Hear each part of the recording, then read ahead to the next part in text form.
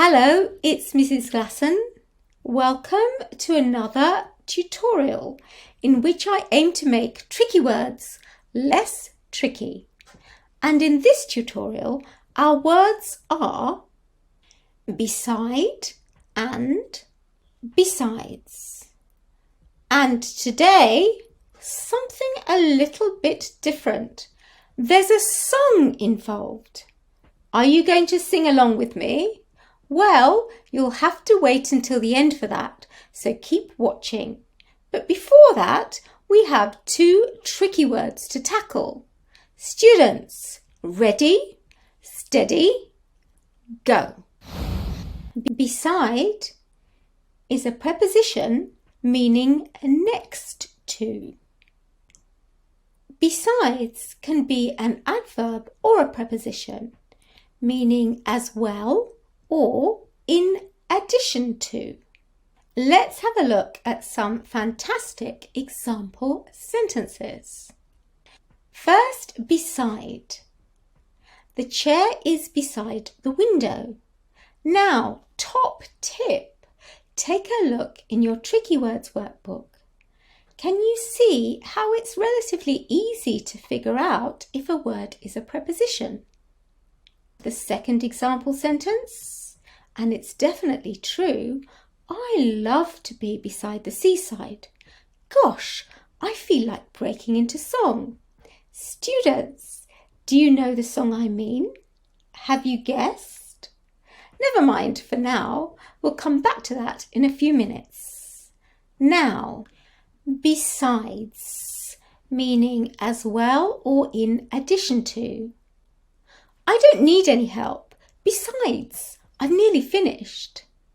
Besides reading, what else can we do to improve our English? Students, this is a question that brings me so much joy because I love to answer it. Do get in touch and I will advise you. Incidentally, while researching example sentences, I came across this. Besides reading, what else can we use books for? How shocking! A doorstop. Barbie's dressing room. Students, promise me you will never use books for these purposes. And to remind yourselves of how seriously I take the welfare of my books, can you remember the tragedy that befell one of them in this video? Shock, horror, and in fact, this was the very book that was involved. I recount the story of what happened to this book in that video, so do take a look if you can't remember. Not now, watch this tutorial first. But it really was terrible, wasn't it? Anyway, time for a song. No, actually, not yet. For here are some interesting idioms. Being beside oneself. It can mean being in a state of extreme excitement. So, for example, I'm always beside myself with joy when I'm talking about English.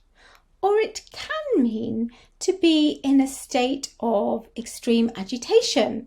Having lost my keys, I was beside myself. Now, students with the Tricky Words workbook, look at the exercises on possessive adjectives and determiners, subject pronouns and reflexive pronouns. Do complete the extension activity on those important parts of speech. Hopefully you have done your research and your revision, but the answers are at the back of the book as well as a link to find these definitions. So off you go now to practice a little bit of independent learning. But before that, how about the song?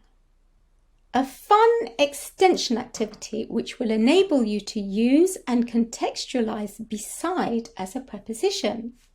That reminds me, when I was teaching GCSE and A-level English, I would frequently find songs that were related to the poetry and the prose we were studying.